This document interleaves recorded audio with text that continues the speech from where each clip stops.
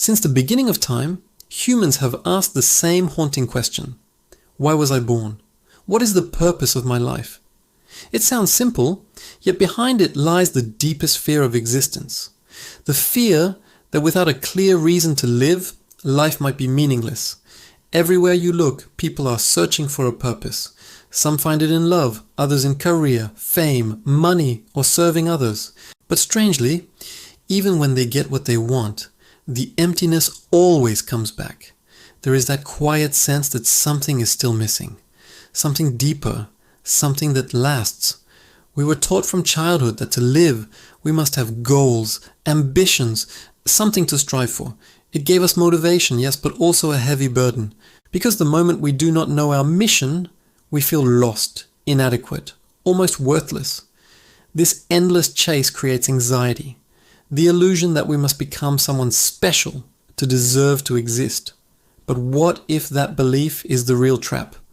From a psychological point of view, the need for purpose is born from the ego, the part of us desperate to feel significant. The ego says, I must matter. I must have a reason. It fears being nothing. And yet, even when it achieves something, it fears losing it again. So life becomes a constant swing between desire and fear. From a philosophical view, this very question, what am I here for, hides a mistaken assumption that life must serve a purpose to be valuable.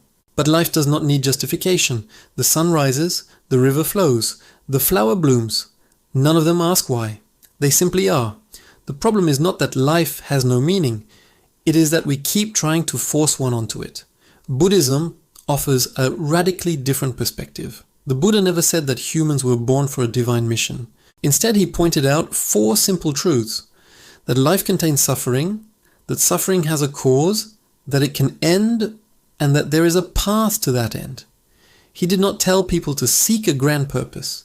He told them to look directly into their own suffering, to see it, understand it, and go beyond it. Meaning then is not something to be found outside.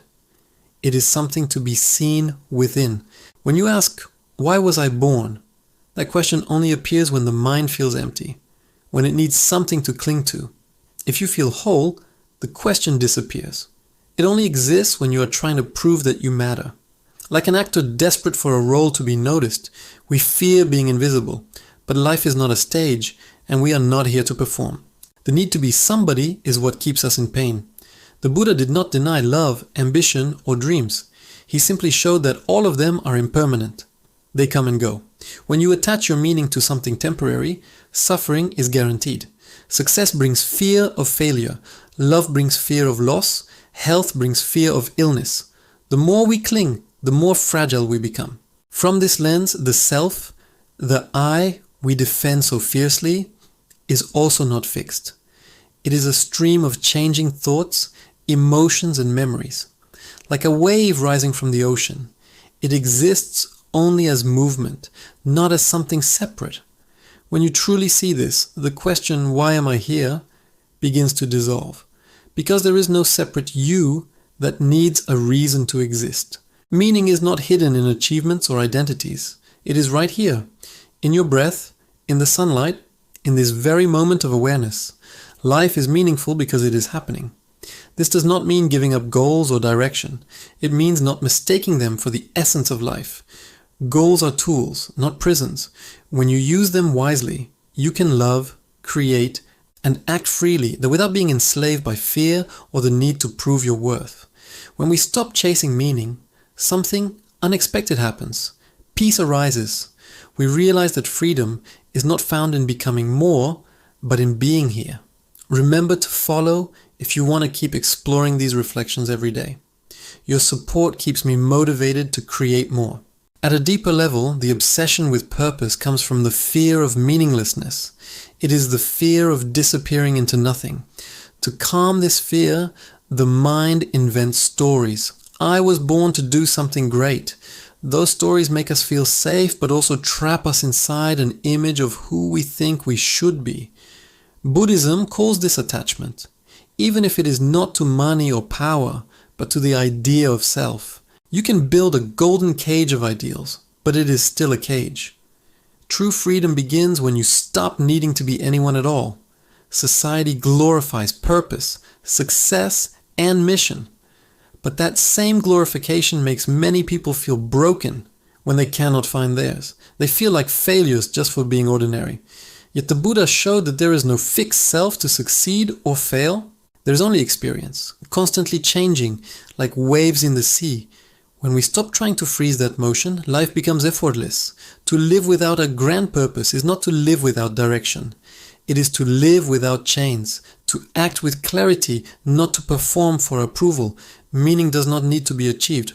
It reveals itself when the mind becomes still. A deep breath, a sincere smile, a silent understanding. These are already full of meaning. Freedom is not found in what you achieve, but in what no longer controls you. The moment you stop needing to prove your existence, you begin to truly live it. In the end, what we have been searching for all along is not a reason to live, but the ability to live completely. When we no longer cling to meaning, we rediscover the quiet, luminous simplicity of being alive. So maybe the real question is not, what am I living for? But how am I living right now? Because the way you live this moment is the only true answer life ever needed. Follow Omnivorous 13 if this message resonates with you. Your support helps me keep creating reflections like this every day.